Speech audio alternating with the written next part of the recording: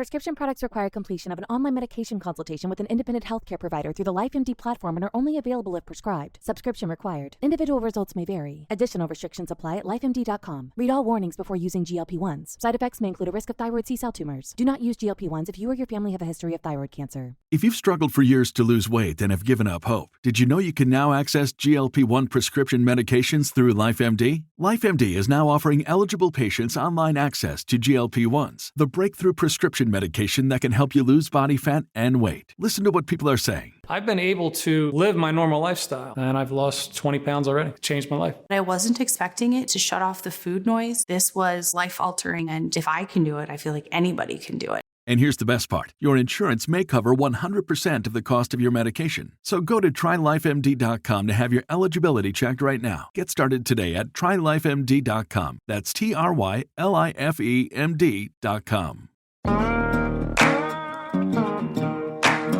Real Life, Real Crime is a true crime podcast brought to you by Woody Overton and executive producer Toby Templey.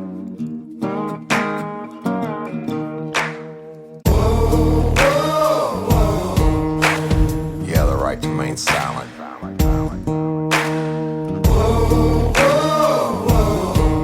Anything you say can and will be used against you in a court of law. You have the right to an attorney prior to and during any questioning. You can't afford one, a court will appoint one for you. You understand your rights? Your crime spree was over, son. Yeah, you thought you had it licked, but Detective Overton made your sugar turn to shit.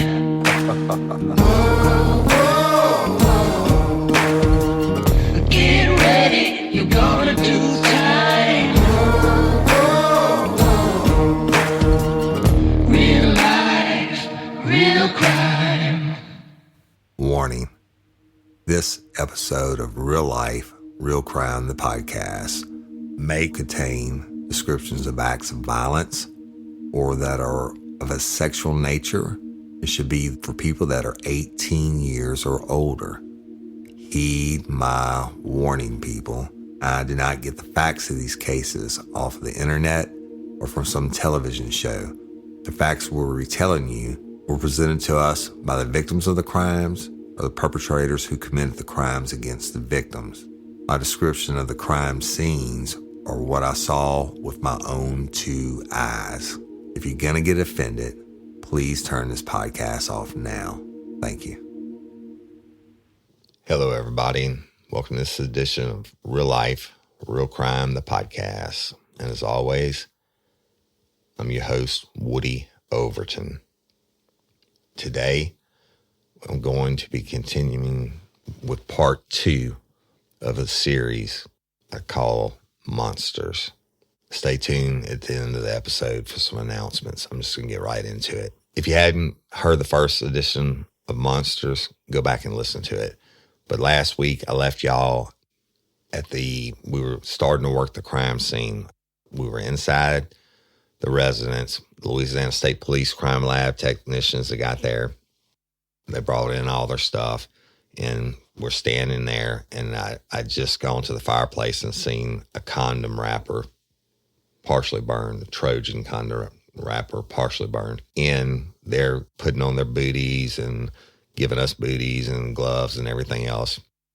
And it's just Calvin, Ballard, and I. And then I told you there's a large crowd gathered outside now, and we had already done the interview with the victim's daughter. The victim is an 82-year-old white female who's deceased, laying in the hallway, half in and half out of the doorway to a bedroom in the hallway in the house. And it's the most horrific crime scene I've ever seen. And now I'm going to walk you through the crime scene as we process it. I'm going to give you another warning. I am not telling you what I'm about to tell you to sensationalize anything. I have to tell you this about the brutality of it because you need to understand the evil that happened. My heart goes out to the family to this day. And it's been 14 years since this happened to this past week. Okay. And so I'm going to continue. We suit up, glove up and everything and start to process the scene. Well, the first thing you're going to do is you're going to photograph everything. And I always say we photograph everything like you're working a homicide, right? Even if I'm going to look at a house to buy, right? And I want pictures for later on. I take the pictures from every single angle, every single corner, everything, every angle, thousands of pictures, every single view that you think you could have of everything that's in that residence. You do it because you only get one shot at it, y'all. Also, they do video now, right? But you only get one shot at it. So in so many cases, there are things that you go back afterwards that you get more information on, that you go back and you want to look through your pictures of the video and see, you find something that you didn't see before, right? That you recognize a piece of evidence or a picture that you took that's vastly important to the case that you didn't know before you got more information as you're conducting an investigation. So first thing is you got to photograph everything. So I'm walking with the crime lab technician as he's photographing, and we actually went to what would be the rear door of the residence. Now, let me explain that to you. If you're coming in from the back door, you walk into the door, you walk into the back door, that's where we start. It opens inward to the right, and you walk into what I call a mud room. In South Louisiana, we call them a mud room. That would be the room where you come in and you have your washer and your dryer and your laundry and stuff like that. You can hang your coats. Well, we call it a mud room. Like if you've been out hunting, you take off your muddy boots and your muddy clothes. When I was a kid, we'd come in the mud room, and a lot of times my mama would take us outside and make us strip naked and hose us down with a hose because we'd be covered in mud from the head to the toe. But anyways, call it a mud room. So we walk in to the mud room, start to photograph it. And one of the things I noticed on the floor is broken glass in the mud room. And well, where does that come from? What type of glass is it? You look up, and the light fixture that was over the mud room, actually we tried to turn on the light and didn't turn on, and the light fixture was busted out. The light bulb was busted out. And I thought, well, that's really kind of strange, right? I don't know. A lot of times in cases, people will bust out lights so they can hide before they attack their victims, et cetera. But anyway, filing it away. Broken glass, photograph it all, photograph the broken light, and then we start to proceed into the house. You come immediately into the kitchen. The refrigerator is right there to your right. You got your sink and all that, and the table area, et cetera. And now there's blood drops, y'all. Fat blood drops, not blood splatter. Kind of spread out, and they're not like the person was standing in one spot bleeding, as if the person had walked through at least once, maybe several times. And so we're following the blood trail, photographing through, and then you get to the end of the kitchen and you make that right. And that's the opening that I told you to open up onto the living room and that long hallway that ran the length of the house. And when you make that right and you're looking that way, the front door would have been on your left-hand side. You can see the victim laying in the hallway where I told you about. And you got the living room. Well, we take a right into the living room, and I told them about the condom and the fireplace. They take a picture of that, and then we start to photograph the living room. Well, there's a coffee table in front of the couch. On the coffee table, and I didn't tell you about this last week, although I did see it, I forgot to tell you. On the coffee table is what appeared to be powdered cocaine, okay, in what I call at least an 8-ball, an eighth of an ounce of cocaine in a opened up like a plastic baggie, and there was actually a couple of lines on the table that had been cut out. Lines, y'all, generally when people snort cocaine, they pour it out and they cut it up with a credit card or a razor blade, whatever, and they make it in a line, and then they snort it through a straw or just put their nose to it and snort it up. So now we have cocaine on the table in the living room. All right, so we're photographing that. And, the gun cabinet I told you about, it was empty. The door was open on it. It was a tall, now, most gun cabinets are tall, right, because of the height of the rifles and shotguns. But it was a light wood color glass front gun cabinet, and it held, I don't know, 8 to 12 guns, I'm guessing, rifles. They had slots for it, but it was open, and the bottom underneath had like a drawer section where you keep all your ammo and stuff and gun cleaning stuff, and that was open also. Guess what? No guns.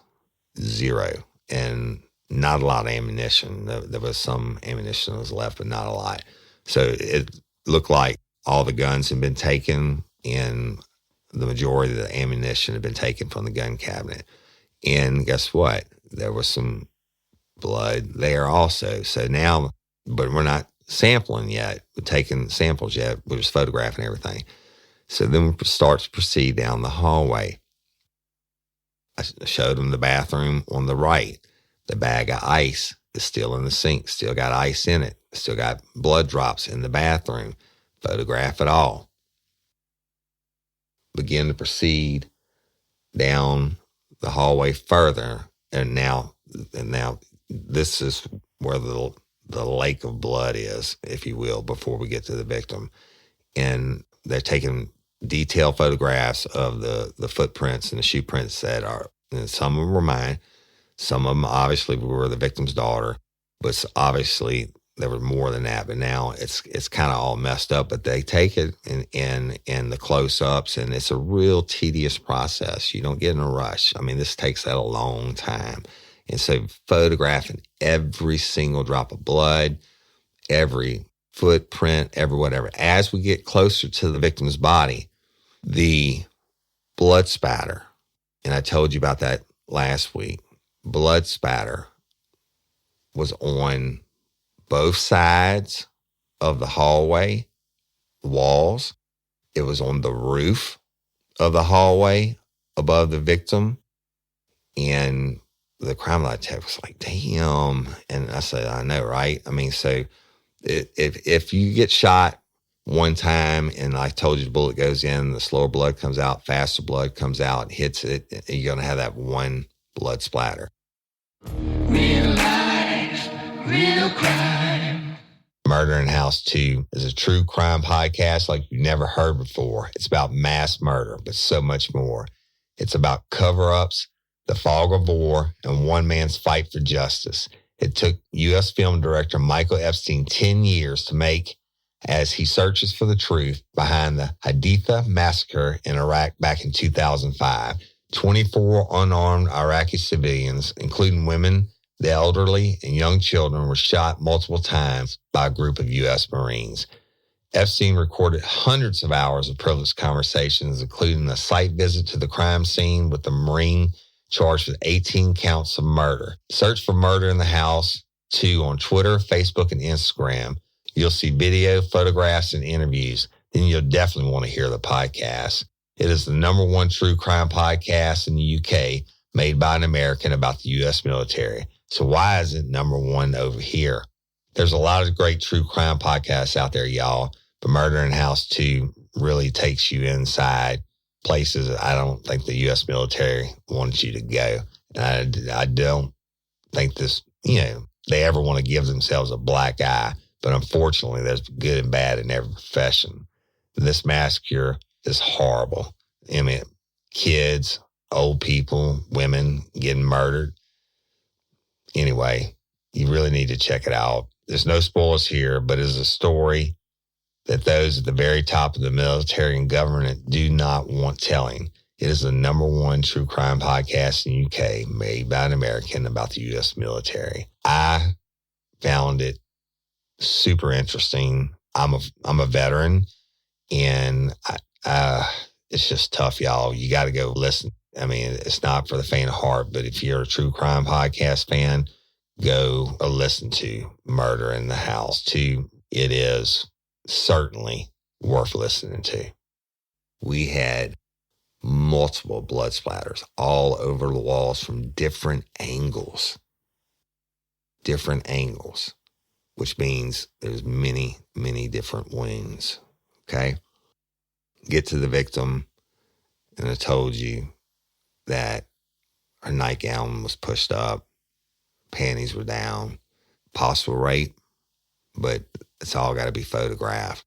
But one thing I noticed was that the large amount of blood there was not much blood splatter on the backside. Or, okay, if you fold a nightgown up, there wasn't much blood splatter on the back side of the nightgown. There also wasn't much, if any, blood on the underwear that were pulled down.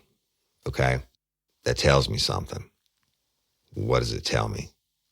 It tells me more than likely the nightgown was pushed up and the panties were pulled down after all the damage had been done to the victim.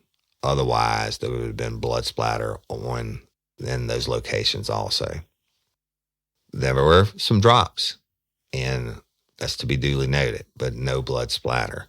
So I'm thinking this is probably done after the victim was already dead. So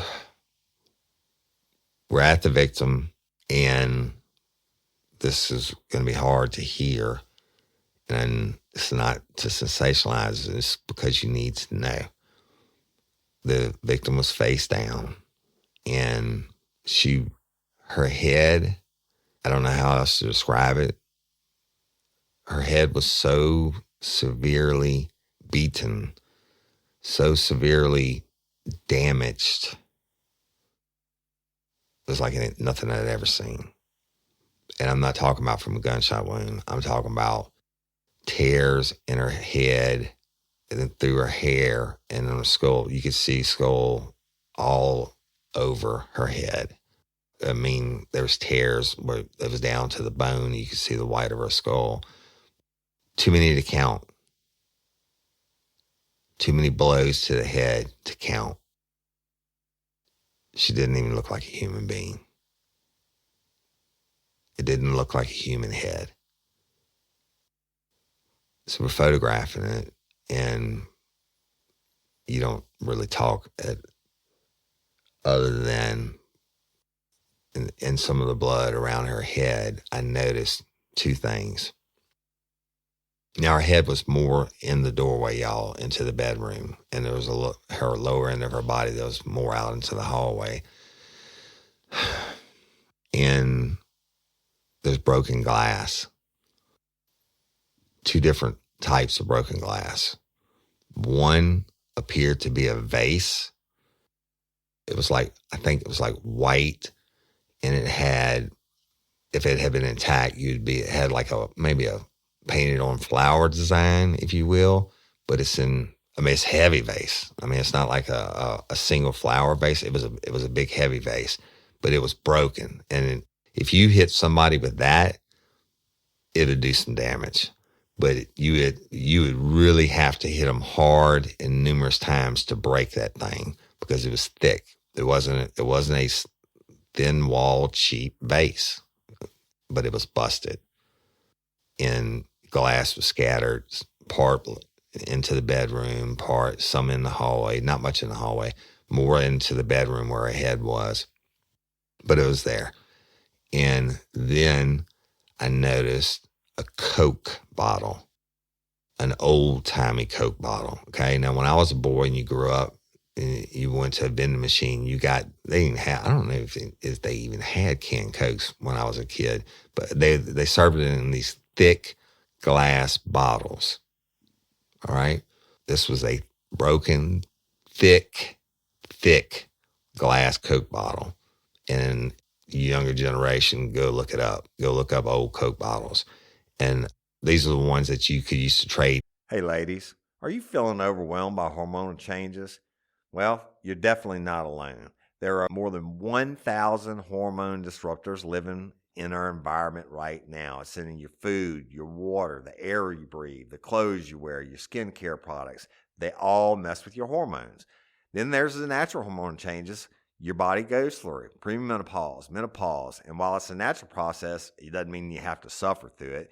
The good news is you don't have to suffer through it anymore, because now you have Hormone Harmony, a formula made only with herbal ingredients that are shown to reduce hormonal symptoms in women of all ages. Hormone Harmony is not just a hormone support and supplement. It's become a phenomenon. Women can't stop talking about it on social media. A bottle of Hormone Harmony is sold every 24 seconds. And the biggest benefit? Well, my wife says it makes her feel like her own self again. And that's what women mention over and over in the reviews. And there are over 30,000 reviews for Hormone Harmony. And for a limited time, you can get 15% off your entire first order at happymammoth.com. Just use code RLRC at checkout. That's happymammoth.com and use code RLRC for 15% off today. That's happymammoth.com and use code RLRC. Hey, y'all, let me tell you about Gobble. All Gobble meal kits are pre-prepped. That means less work for you and less waste in your kitchen.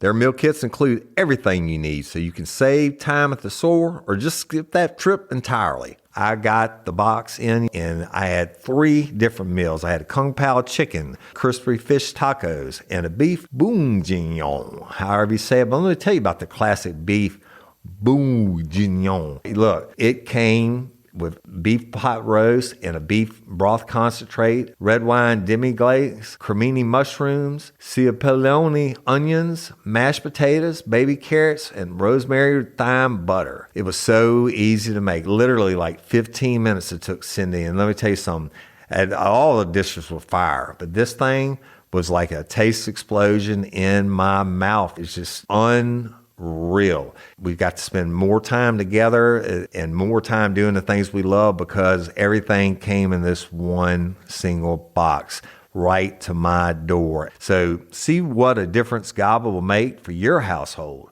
Right now, they're offering my listeners a fantastic limited time deal. You get $120 off across 4 boxes, plus free shipping and free cookies. And let me tell you, those cookies, I ate one that was sin baked and it was delicious. Go to gobble.com/real life. That's GOBBLE.com/real life for $120 off your first 4 boxes.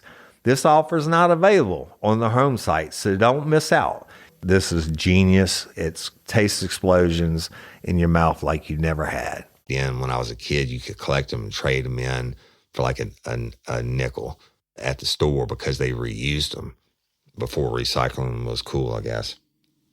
And that was there also. Now, it wasn't shattered as much as the vase was, but it was there, and it had blood on it. And look, if you hit somebody with an old school Coke bottle, it's really going to do some damage. Go into that bedroom. Her walker, the victim, 82-year-old, could not walk without the assistance of a walker, okay? Her walker was, when you walk into the bedroom, it's a small bedroom. You actually had to step over her in the doorway. You turn to the left, her walker was down beside the bed, and then there was a nightstand and a full-size bed. And then you turn to your right. I think there was a TV, a small TV, and then like a shelving where like knickknacks were, is what I call them. And on that shelf was an overturned thing. I think there were like an LSU collector, might have been from the national championship, the old Coke bottle, like a 6-pack. And it was turned over, and one of them obviously was out of it, and that was the one that was on the floor. And there was some blood there. And it's just a fucked up scene. And there's so much blood on the walls, on the roof. And, there was the phone. was ripped out and on the floor also. Evidently, the victim had a phone in her room.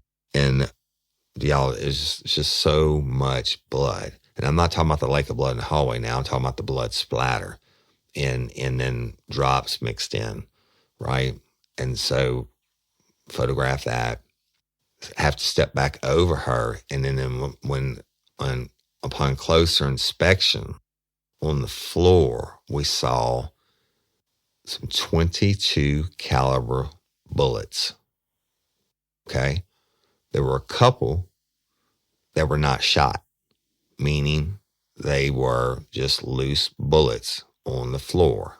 Now, they were .22 caliber shorts. There was a spent casing of a .22 caliber long found in the hallway. Spent meaning it had been fired. File it away. We'll get to it sooner or later. But you looked at the victim and the damage done to her head. I couldn't see a bullet hole. I mean, you couldn't see anything. But anyway, keep that in your mind. Some .22 caliber shorts that were not fired, then a .22 caliber long that was. Proceeding down the hall, the blood splatter goes down the hall, but as the further it gets away from the body, the thinner the lines of the blood get that are on the wall and stuff, right? But it was in all directions. We keep filming and shooting down the hall, and then turn into the master bedroom, and we get into the single fat drops I told you about, and shoot the whole bedroom, and go into that bathroom, and there's blood drops, fat drops in the bathroom, and in that bathroom sink, all photographed, very important. And we get done photographing the whole house. Well, the next step is evidence collection, okay? And then during this time, you don't let anybody else in. And then we're suited up properly and everything else. But Stan came to the door and he said, man, there's this one female out there and she's really carrying on. Real life, real crime. Y'all, these are hard and trying times. Yeah, but you shouldn't put off seeing a doctor when you need one, especially now, right? That's why I use PlushCare. They make seeing a doctor so easy, and I do it right from home. I make a virtual doctor appointment through my smartphone or my computer. With PlushCare, I can be diagnosed, treated, and even have a prescription sent to my pharmacy of choice if needed within minutes. PlushCare accepts most major insurance carriers and is available in all 50 states. And the doctor's care. PlushCare doctors are available to help. Schedule an appointment today to discuss your treatment options. And y'all, again, especially now, who wants to go sit in a doctor room office when it's could be full of COVID, or who knows who's sick and who's been there. I did it recently. I've done it. It was quick, easy, on my time. I got to do it from my own home, and I didn't have to worry about putting myself or anyone else at risk. With PlushCare, I don't put off seeing a doctor, and neither should you. No more excuses. Make your appointment today. Go to plushcare.com/RLRC. That's PLUSHCARE.com/RLRC. Plushcare.com/RLRC. She's screaming about some blacks must have did this, and it's over drugs and blah, blah, blah. And I said, well, obviously we'll get her statement, right, Stan? I said, I'd like to get it ourselves so we can have it said. And I said, just let her go for a little, we got to work this scene, right? And so they start back the same way we photographed it at the back door. Come in. Oh, yeah, when you're photographing it, like the bullet casings and the different blood drops, et cetera, they're dropping the little yellow cards on it, right, with numbers on it. So it's potential evidence, but at least it's being cataloged in the photographs. You don't just go in and photograph it and without marking it. And on certain things, you take a tape measure and you put it in, or a ruler, not a tape measure, a ruler, and you put that into the photograph so it can give you a dimensional size. They can go back later on and tell whatever it is you're photographing how long or how big it was. And they can figure that out. So anyway, we go back in evidence collection part now. The first thing that they want to do is go through and get a sample of all the blood, different samples of all the blood. Why? Because it appears there's going to be, whoever did this, there's going to be their blood throughout the house, right? The fat drops I've been telling you about, probably from them damaging their hands when they beat the victim and broke the vase and stuff. You break that, you're going to get cut. Why do I know or suspect it's not the victim's fat blood drops in the back bathroom, or on the bag of ice in the front bathroom, or on the back door? And it's a blood trail, for lack of a better word, because first of all, she had to use a walker, and certainly she didn't. We can't prove beyond a reasonable doubt at this time, but certainly she didn't unload the gun cabinet by herself. Certainly she didn't put a bag of ice in that front bathroom and then go to the back bathroom. I mean, I guess she could have, but the chances are slim. So we're testing everything for DNA blood samples, and it took forever. Why? Because there's just so much blood. And so, we're talking about hours, y'all, that have gone by, and we're working diligently. And they're going through and they take all of the DNA samples. They take the condom wrapper. We end up taking the cocaine, and we did what we call a field test on the cocaine. They take a small amount and they put it in one of these little containers. I forget what they call them now. I used to use them all the time. And anyway, you open this field drug testing kit is what it's called. I forget the exact nomenclature, but what it is it's a little plastic container pouch that has 3 vials on the inside of it. You open the pouch from the top, you put a small amount of the suspected narcotics in it, then you break the vials.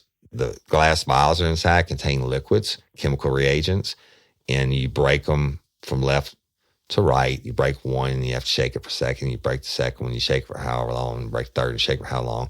At the end of when you're shaking it, if it turns a certain color, it is whatever drug it indicates. And it came up bright blue, positive for cocaine. So then you got to collect the cocaine and put it in evidence. And hell, we're not even near the body yet, right? Then the DNA out the bag of ice and out of the bathrooms. And then you got to collect the broken vase and the Coke bottle. And you got to collect the shell casing that was spent. You got to collect the bullets that weren't fired. I mean, it's just everything. Okay. But we did it, and it takes hours and hours and to be done correctly. And guess what? You're not ever going to rush it. It's a homicide, right? And then it's the worst that you've ever seen. And then collect all the evidence and everything. You know, the DNA is good and all that. And then the crime lab is, when they say, okay, we're done, let's get the coroner in and do the body. Now, we haven't turned her over or anything at this point. So we could bring the coroner in, and he has, put on his stuff. He put on the booties and stuff more to protect his boots, I think, than anything, and the coarse gloves. And we go down to where the body is and roll her over, and the front side of her face is just not there. I mean, it just doesn't look like a human head. And she had white hair, white gray hair, but it was all red and just absolutely destroyed. Didn't look like a human.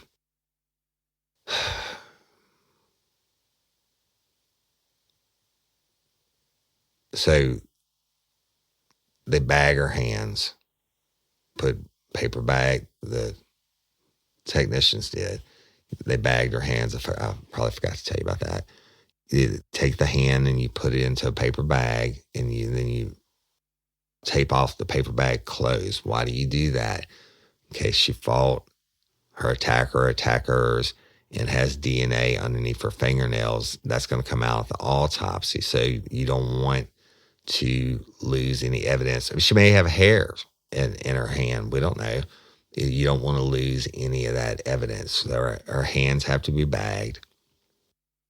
She's in lividity by this time, meaning the body was stiff, and that's all important. The body temperature was taken. All that is important to establish some time of death, and try to establish time of death.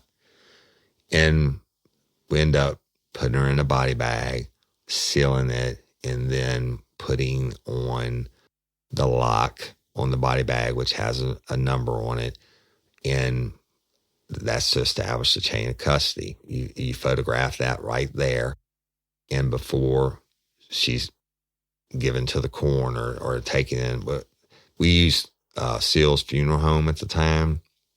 That's where the autopsies were done, and they would actually send out two of their guys with the stretcher to put the body bag on once we were done. But anyway, so tag and bag, for lack of a better term.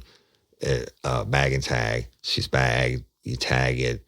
You are establishing a chain of custody that everything that's on her body, or her hands are wrapped up, or it's in her head, or whatever it may be, is inside of that bag, and it will not be open until the autopsy. And that's when you match the forensic pathologist matches your photograph from the crime scene of the same lock, et cetera, establishing chain of custody. It's got to go in this report, because a defense attorney, can have everything thrown out if the chain of custody is not there. Evidence is everything in a case like this.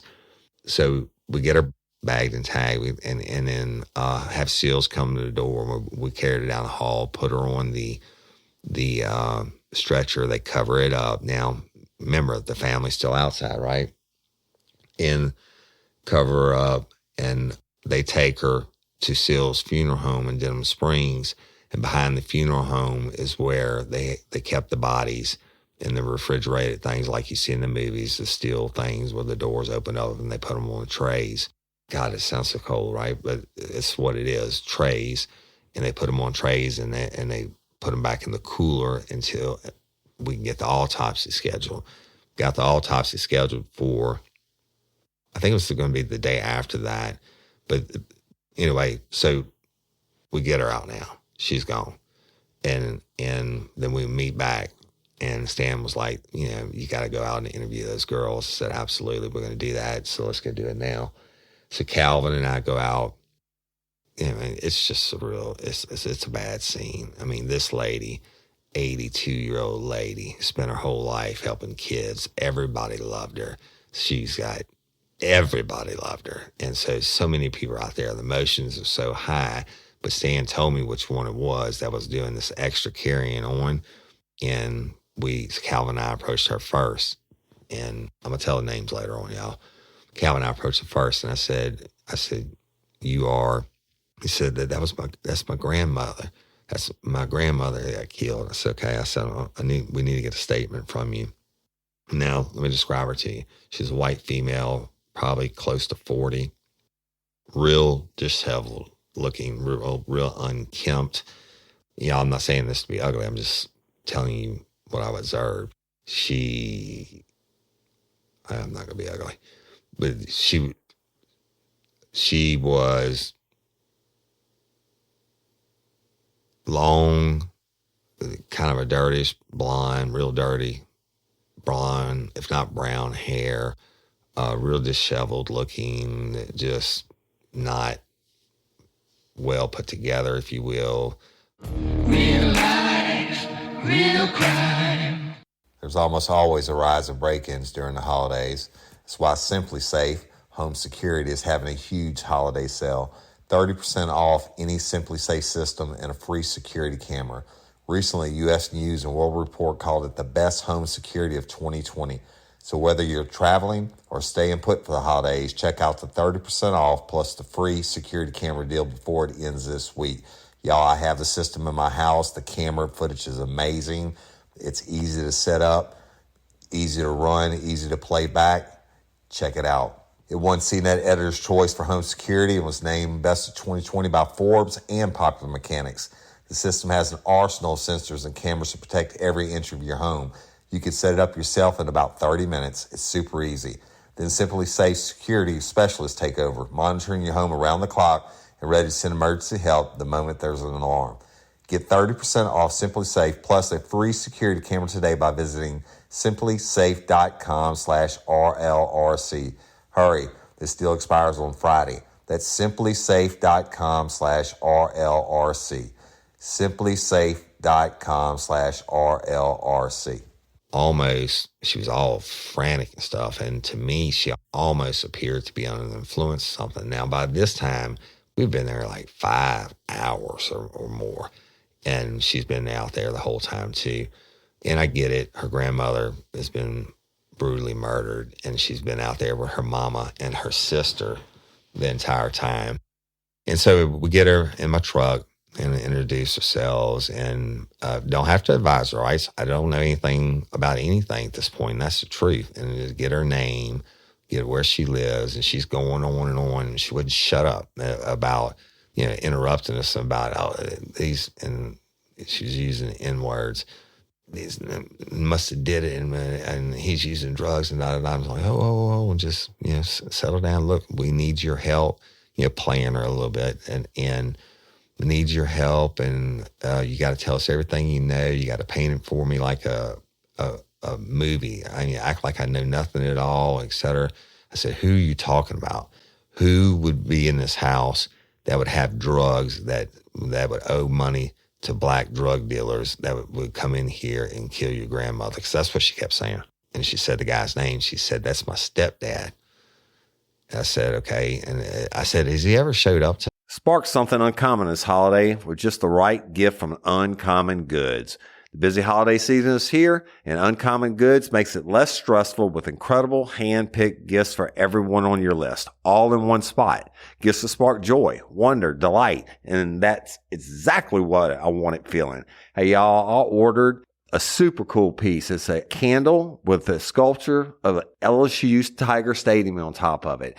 And each officially licensed laser cut wooden replica features up to 4 layers of detail, creating a bird's eye view of a specific football field, seating section, and more. And every label includes your stadium's name, the team's logo, and school location. And it has a coconut, soy, vegan wax infused with sandalwood smell that creates tailgates and touchdown scent profile, reminiscent of game day. It's invigorating like fresh cut grass and nostalgic like smoke from a pre-game grill, and calming like the crisp autumn air of a new semester on campus. Y'all, I love it. I have it at the base of my TV, and I'm ready to watch the Tigers play on Saturday night, right? Uncommon Goods. Look, when you shop at Uncommon Goods, you're supporting artists and small independent businesses. And many of their handcrafted products are made in small batches. So shop now before they sell out this holiday season. Uncommon Goods looks for products that are high quality, unique, and often handmade or made in the U.S. They have the most meaningful, out of the ordinary gifts anywhere. They even have gifts you can personalize. From holiday hosts and hostess gift to the coolest finds for kids, to hits for everyone from the book lovers to diehard sports fans. Uncommon Goods has something for everyone, not the same old selections you can just find anywhere. And with every purchase you make at Uncommon Goods, they give $1 to a nonprofit partner of your choice. They've donated more than $3 million to date. So to get 15% off your next gift, go to uncommongoods.com/RLRC. That's uncommongoods.com/RLRC for 15% off. Don't miss out on this limited time offer. Uncommon Goods, we're all out of the ordinary. Se adelantó el Black Friday en JCPenney. Y para comenzar con el pie derecho, tenemos botas para damas a $19.99 el par. O encuentra toallas de baño Home Expressions a solo $2.99 cada una. Aprovecha y consiente a toda la familia con ropa de invierno desde $17.99. Encuentra miles de ofertas a precios de Black Friday todo el fin de semana. JCPenney. Vale la pena. Ofertas válidas del 8 al 10 de noviembre en selección de estilos. Las ofertas se excluyen de los cupones. Detalles en la tienda jcp.com. Night, and she said no, he's not here, and we've been trying to call him, and we don't know where he's at. and he should have been here. And that's why I know that they probably got him too and killed my grandmother. I said, all right. I said, well, you can tell me about him. What makes you think he uses drugs? She said, he used to use it a long time ago. I'm just guessing that he must have started again. I'm just guessing. I'm thinking, yeah, you know, some motherfucker in my mind, right? And Calvin and I can read each other. I know he's thinking the same thing. You just don't start out guessing that. And the victim's daughter, the wife of this girl's mother's husband, and I mean, this girl's mama, the daughter of the deceased, is the one that told us he did have a drug problem many, many years ago, but not anytime recent, and the great job and career, blah, blah, blah. So I asked, when was the last time you saw him? And she said, oh, I don't know, a couple of days ago, or whatever she told me. And I said, so you didn't see him today? She said, absolutely not. I said, okay, where were you today? And she said, I was at home. I said, by yourself? And she said, yeah, I was by myself. And she was married. And I said, your husband wasn't home? She said, no, I was home by myself. And I said, you haven't seen him? She said, no. And I said, and you tried to call him? And she said, I can't get in touch with him. And I know it. I know that son of a bitch had drugs and owed these black guys money, and they did this, blah, blah, blah. And she wasn't saying black guys. And she's going on and on. Well, you know what? Just locked her into her statement, basically, right? To the point where we were done with her. I felt personally something wasn't quite right, but I don't know. It's beginning an investigation. People act differently under grief, right? So we let her out, and there was another granddaughter that was there. If you put the two side by side, exact opposites. This girl, and I call her girl, this young lady, was very well put together. Her hair was, I mean, I guess you say immaculate, but her hair was brushed, and she was, very, very pretty. And her husband was there with her, and her husband was a Baton Rouge City police officer.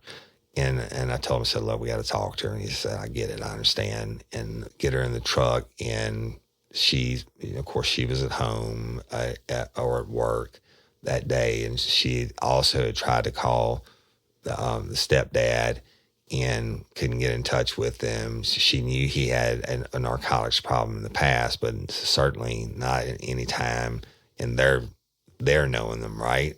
He'd been clean, works the same job, et cetera, et cetera. So get out.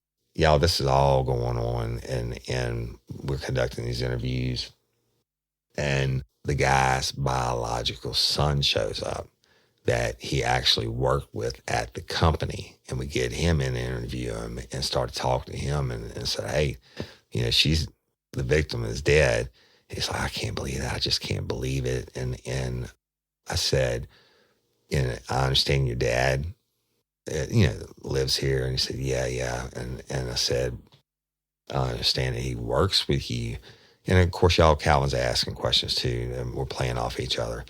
And understand he works with you, and at our company. And, I said, was he at work today? And he said, he came in for a few minutes, but he left way early.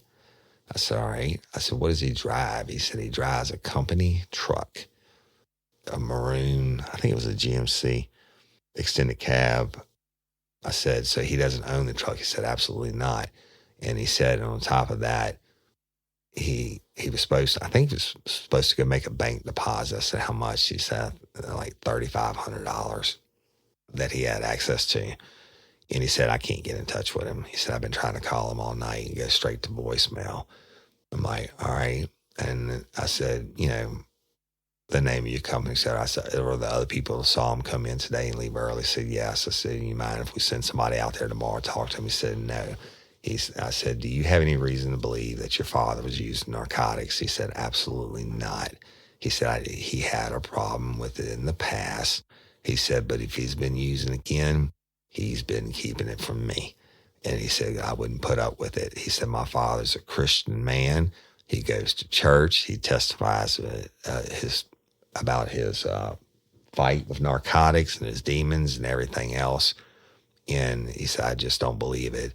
And I said, well, look, we got this information. I said, I'm really got to get with you on, a lot of stuff, y'all. And I was thinking in my mind, does he have a company credit card? Does he have, how does he get his money? We don't have a suspect yet, but it's certainly strange this dude didn't hear. And by now it's like probably 2:00 in the morning or later. I don't know. It's been a long time. And we talked to him and ended up releasing him from the initial interview. And we met back with Stan and everything and told him, I said, look, man, I said, obviously this dude is missing. He's had a narcotics problem in the past, cocaine specifically.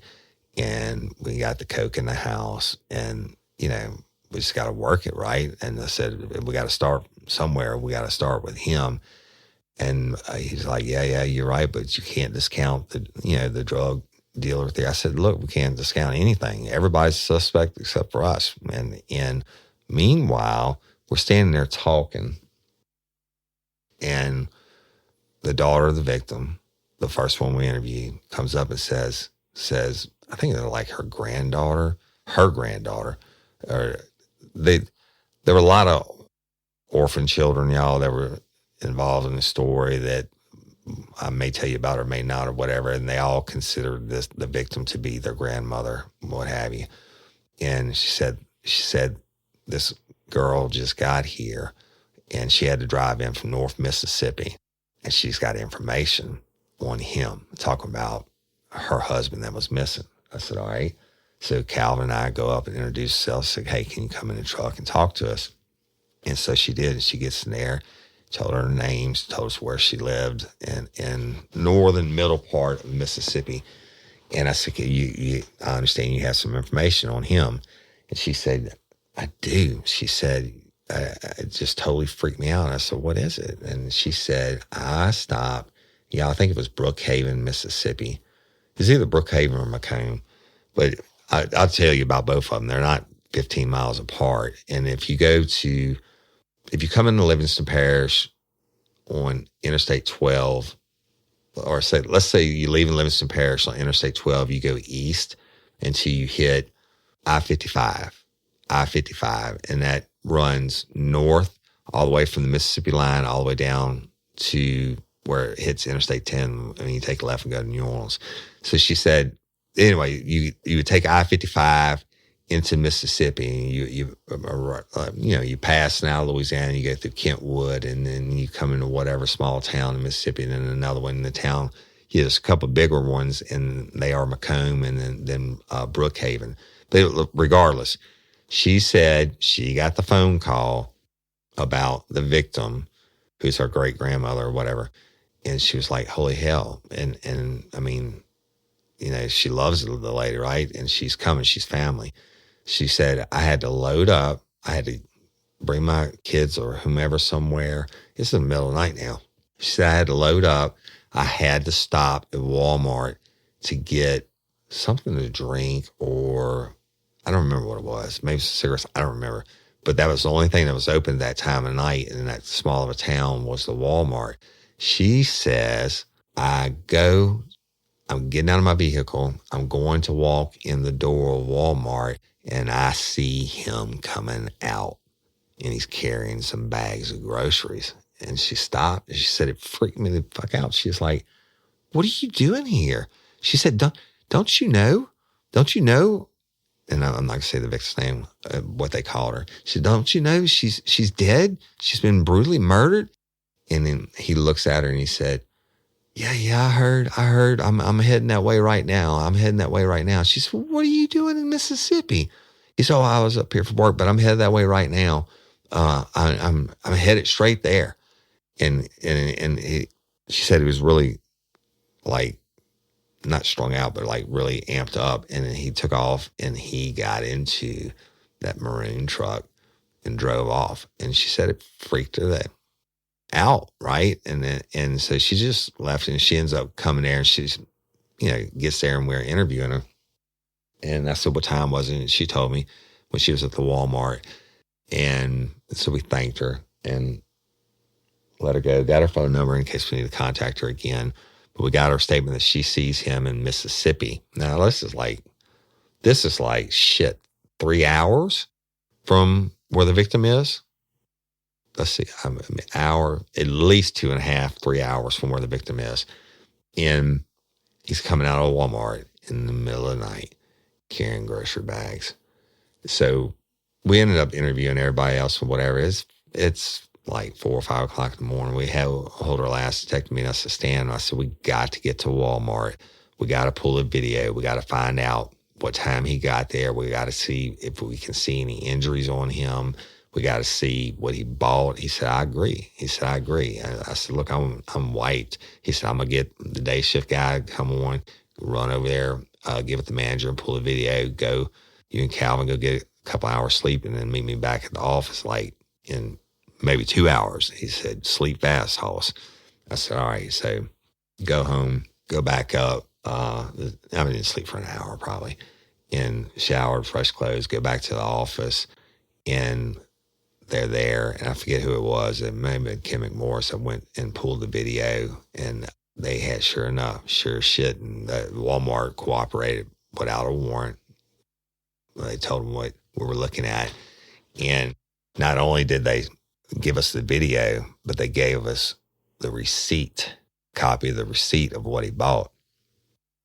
In the video, this dude, I'm describing for you, he's probably 5'11", maybe 280 pounds, fat, big, thick glasses, probably late 40s. And he's just a slob. And he's in a shirt, like a T-shirt with a pocket thing on the front and some jeans and whatever. And he's just fucking strolling through Walmart, getting things off the shelves. But at one point, he went to the women's section, women's underwear section, and he picked something out of there. Then he went all the way through the store. He went, he's shopping like it's a Sunday, and he's got all the time in the world. He went to the fruits and vegetables section and got a couple items. And so I'm looking at the receipt while we're watching the video, and receipt shows some normal things like some toiletries, toothbrush, toothpaste, some deodorant. But shit, it got to the women's section. He bought a pair, or I guess you call them a set. I'm not a lingerie guy, but he bought, I'm going to call it a set of women's underwear. I think they were like fake silk and like a shiny dark blue, but I forget how it's listed on the receipt, but it was like size jumbo. And I don't know women's clothing sizes, but the manager's store said that what he bought was the largest size that they had. And then he went, when he was in the food section, he bought different food items. But when we went, I could understand everything he bought, and even grapes. He bought some grapes, right? Because you can put grapes in a cooler and eat them as you're driving down the road.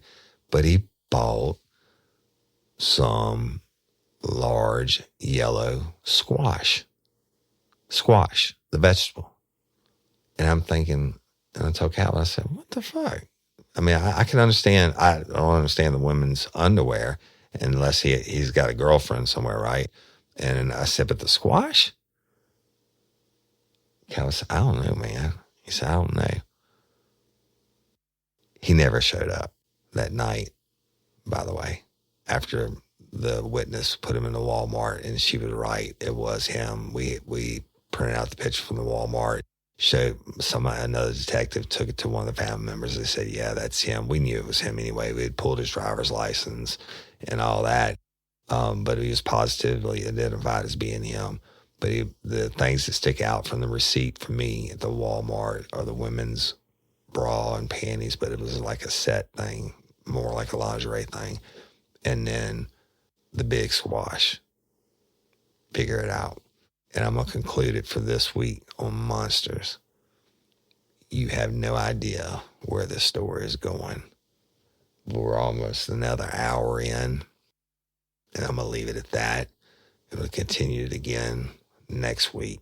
And even if you know the story, you don't know the story. My heart goes out to to, and it always will, to this family. It's just unbelievable. And as always, thank y'all for everything. Thank you for listening and sharing Real Life, Real Crime. Thank you for making us first runner-up to 2020's Best True Crime Podcast of the Year award.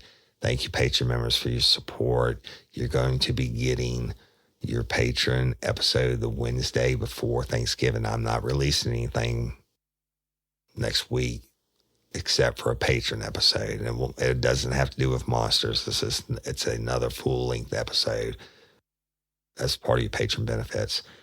And you'll be getting, of course, patron, you get this episode earlier than everybody else, commercial and unedited. All lifers, thank you. Thank you. I understand if you can't be a patron member. Thank you for continuing to share and like us. Y'all, all our pages are blowing up. Go follow me on Instagram at Real Life Real Crime and at Overton Woody. Check out all our social media. Check out our YouTube channel. It's growing phenomenally. All the episodes are on there. Previously pulled Who Murdered Courtney Coco is on there with video, so it's more like a movie. The Rapides Burning series, the same thing. It's not just the episode, and we're adding more episodes, but my wife's working on it all the time, putting more videos and interviews, etc. in the episodes. Don't forget, when Courtney Coco's case is solved, when it's solved, it's already been solved. After the arrests are made, we are going to release Don't Call It a Cold Case by Toby Tomplay and I, the new podcast. And it's going to be dealing strictly with Miss Barbara Blunt's case. So y'all continue calling your tips on that. In LOPA, Louisiana Organ Procurement Agency, go to their website, take 2 minutes, sign up to be an organ donor, save a life. We have stories coming up that homicide victims were organ donors, and we're going to have their family members on, and they're going to be able to tell you who their organs went to, and we'll also tell you about the horrible homicides that they were victims of, et cetera. So all that's coming. Anyway, go to lopa.org, sign up to be an organ donor, and when they ask you how you heard about them, go to Livingston Parish Literacy and Technology Center Criminal Justice Students. That's how I heard about it. Check the box. Those kids are pushing for it. Such a great cause. It's also personally my cause. Real Life, Real Crime is adopted LOPA. They're a nonprofit organization. I'm going to continue to. Every episode I ever do, I'm going to sign out talking about LOPA, because if one person goes out there and signs up and by chance your organs get to be used, then you're saving lives. So I'm Woody Overton, your host of Real Life, Real Crime, the podcast. And until next time or ever, don't let me catch you down on Murder Bayou. Peace. Get ready, you're gonna do time. Real life, real crime. Real Life, Real Crime is a true crime podcast brought to you by Woody Overton and executive producer Toby Tomplay.